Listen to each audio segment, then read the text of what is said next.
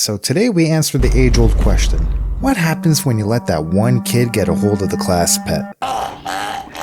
Man, YouTube is not going to like that one. This is Rat Shaker, a comedy horror game aptly named because the gist of the game is to shake a rat while reliving your past traumas.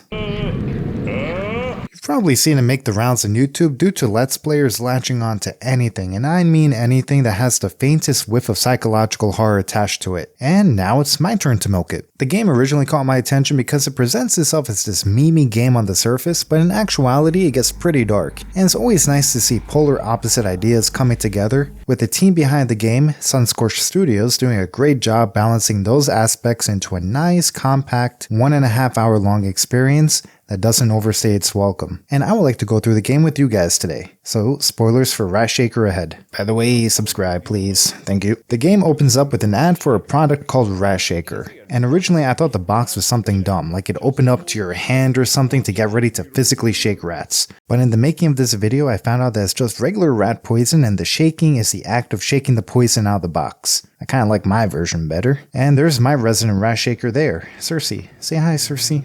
We are then taken to a nice, serene, open field. This is the tutorial, and first we gotta shake the rat like it's your meat on a Friday night in order to fill up the Rat Shaker meter. And man, I got so into shaking my mouse around like a madman, and yes, it's not lost on me that I'm shaking my mouse in order to shake a virtual fucking rat. With the shaking getting so loud that I had my family knocking on my door asking if everything was okay. And you can just see the disappointment in my mom's eyes when I was explaining to her that I was shaking a virtual rat in order to fill up my Rat Shaker meter. I am not living up to her expectations. We continue shaking the rat because that's what the demon voices are telling us to do. And after shaking for a painfully long time, like 3 minutes of carpal tunnel inducing shaking, the rat speaks to us. It doesn't matter how much you shake me. You can't undo what has been done. After that, we're now ordered to squeeze the rat, so we squeeze it like our hog on a Friday night. But don't white knuckle that bad boy for too long or else the rat will die and it's game over. After squeezing the rat, he speaks to us once again. I yield. You've broken my will, O great shaker of rats. The answers you seek are over there. Beyond that hill stands a house that was not there before. A house that has no familiar shape. A house built by sin. Go now, Rat Shaker.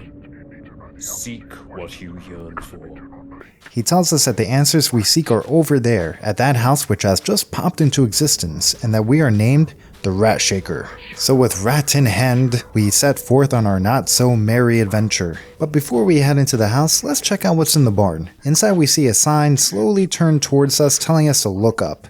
And we get taken out Looney Tunes style by an anvil. And that's game over. God damn it, we gotta do that whole tutorial over again. Here's another 3 minutes of straight up shaking the rat. By the way, the voice acting for the rat must have been a pretty fun experience. Like imagine the job description itself. Looking for talent to play rat being shaken and squeezed. There's even some moments when the rat is being shaken that it just devolves into the voice actor full on breaking and laughing instead.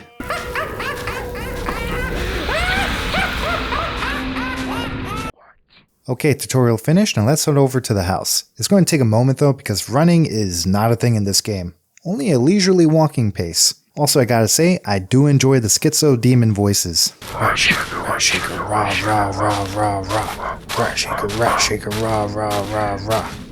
A lot more pleasant than the voices I hear. The voices, they speak to me. Once we get to the front door, the rat speaks to us again. This is where it happened. You must know what's inside. And there's no turning back. You must find it. Abandon hope, ye who enter here. That last bit, abandon hope, all ye who enter here, is a famous line from the poem Inferno, used as a warning before the gates of hell. So going by that, we can infer that by entering the house, we'll be entering Rat Shaker's hell. Now we can use what we learned in the tutorial to open the door. First, we fill up the shake meter, and once it's charged up, we can squeeze the rat to use some of the shake meter to interact with the door. Yep, basically just a convoluted way to interact with stuff. I guess it's more fun than just pressing E, right?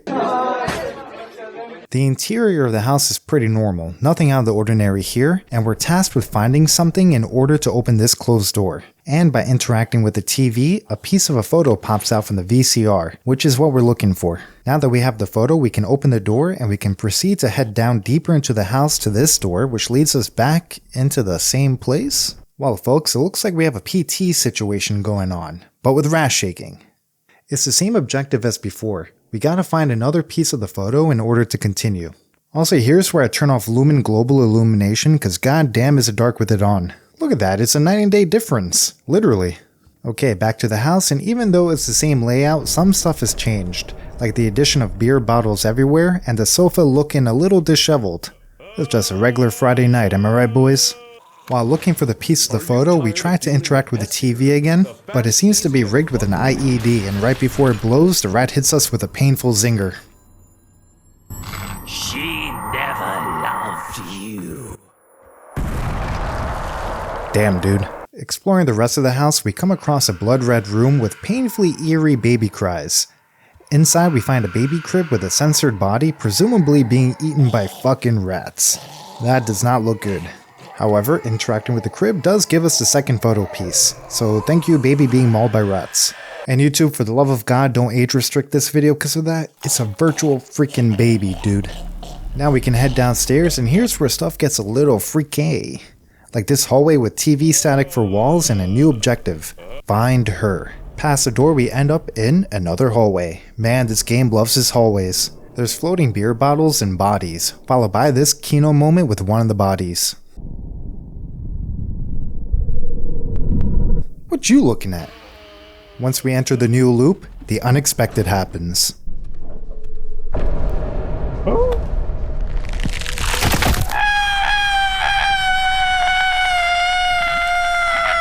I did not see that one coming. The rat is now a glow stick and shaking it charges up the brightness, and you know what? That is not the most absurd thing we've seen so far. As for the house, shit's looking pretty grim now. Rats completely swarming the TV, blood everywhere, and VHS tapes piled up. Oh yeah, there's also some freaky deaky flesh oozing out from the walls. But back to the objective, we have to find her, and I'm pretty positive that it's this TV over here with this unsettlingly weird person on the screen.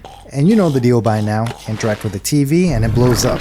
Rat shaker, more like TV blow up, or I don't know man, I'm trying here dude. After the TV blows up, that's what opens the door for us, so I'm assuming that whoever was on the TV is quote unquote her. We can head deeper, and this time is a pretty long walk down, and instead of leading to the living room of hell, we end up in the torture room of hell, I guess. This place is straight out of Saw. You got your run-of-the-mill torture chamber stuff going on here. Tiled floors, check, cause you know it's so much easier to clean the blood of the innocent out on tile as opposed to carpet. Multiple cages for those go-getter types like to keep more than one victim at a time.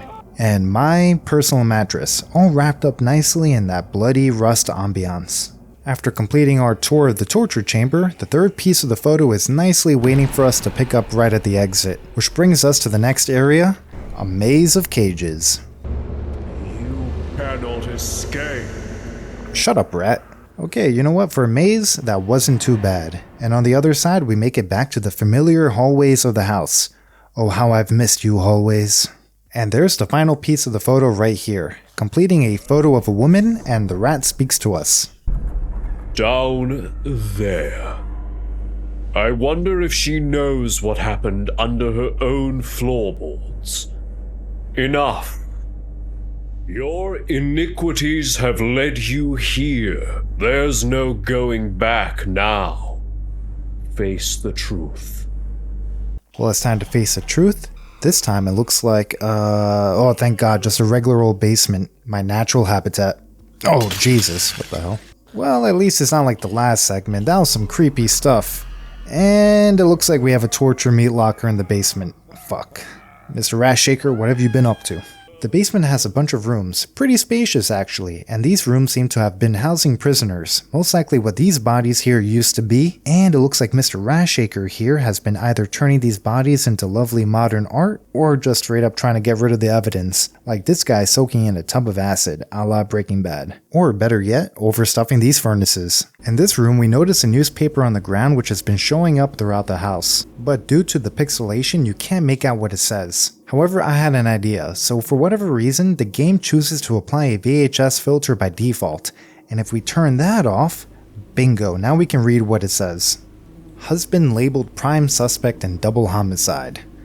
Honestly, between the absolute darkness of the global illumination and the VHS filter pixelating the text, I'm actually pretty curious as to why the devs decided to leave them in as default options. They kinda detract from the experience, making stuff way too dark or even pixelating important text. But I digress. Back to the basement, which is a fairly linear path. There are some doors that are locked that require power, and you can do this little minigame. It's not a challenging minigame though. In order to activate the generator, you shake the rat, and you have to stop shaking when it tells you to, or else you'll blow up the generator and yourself. I mean, it's something, right? You only have 2 mechanics to work with. Would've been nice for maybe a more hands-on type of minigame. But yeah, further into the basement, we notice that the flesh on the walls become more prevalent, as well as something interesting. There are bodies all over the place that have been killed in various ways. It looks like this guy took an anvil to the dome, and this guy literally got shitted to death. What the fuck? There's also this one guy here that looks like he was used as a sacrifice, and going by the sigil, it seems to be a sacrifice for the demon king Belial. Importantly, however, each of these bodies have a missing persons poster near them, which I'll touch on later. Nearing the end of the basement, there's a room full of TVs with the screens showing the same scene of the person we saw earlier, but it's just one static image. But we do find this lone TV playing more disturbing scenes, which again I'll touch on more in the last segment of the video. Passing through this wall of flesh that doesn't look like an anus at all, we arrive to our final destination, a room resembling a church. Along the walls are all the missing person posters we've seen, and another demon sigil, this time for the demon known as Malphas. We approach the altar to find a body wrapped in a plastic bag, and once we get close enough, the rat speaks to us. Look at what you've done. What started with vows of love now ends wrapped up in plastic, reduced to rat food. You are the wife shaker.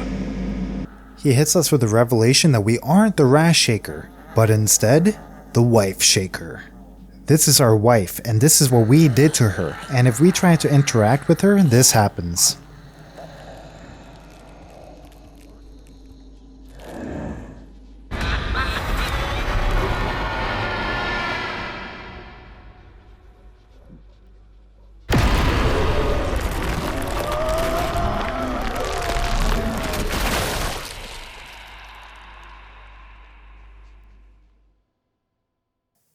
And that's it, that's a game. But you may be wondering, what does the rat shaking mean, Mason?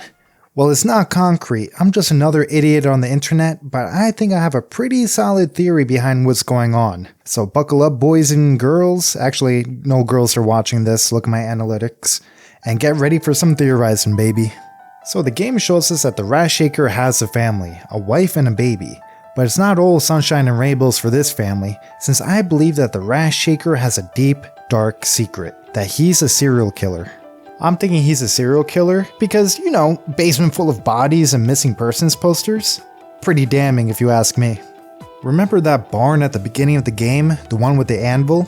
He probably lures people out to the barn and gets them with the anvil to either knock them out or full on kill them.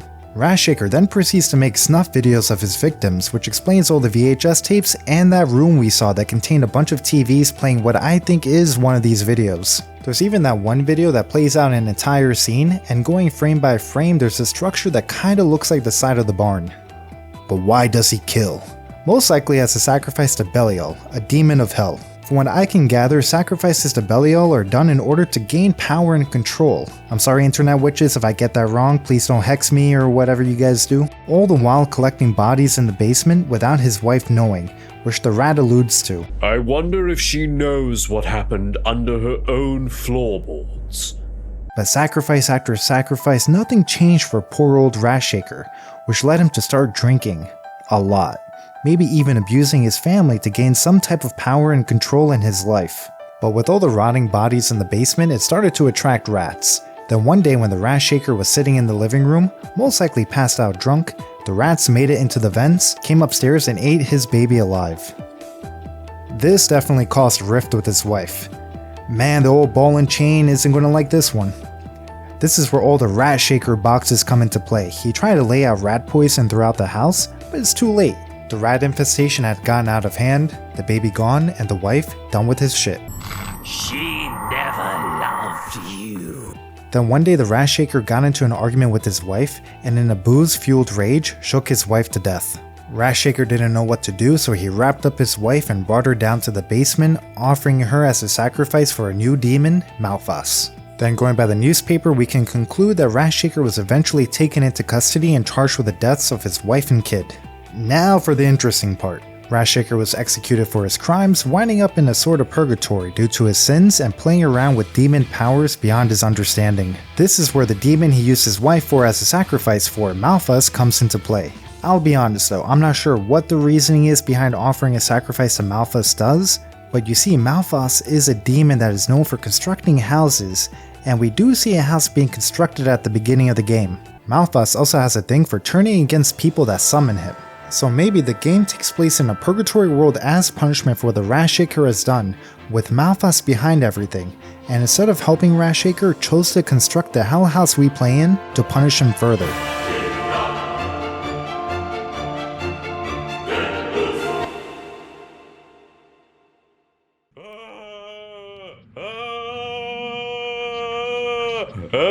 And in Rat Shaker's mind, he likely blames the rats for ruining his life, hence the rat companion, and uses the act of violence that took his wife's life, shaking, to take his frustration out on the rat, symbolically becoming the main mechanic of interacting with the world. But that's just a theory. A game, I'm not doing that. Subscribe, don't play with demons, and keep on shaking, baby.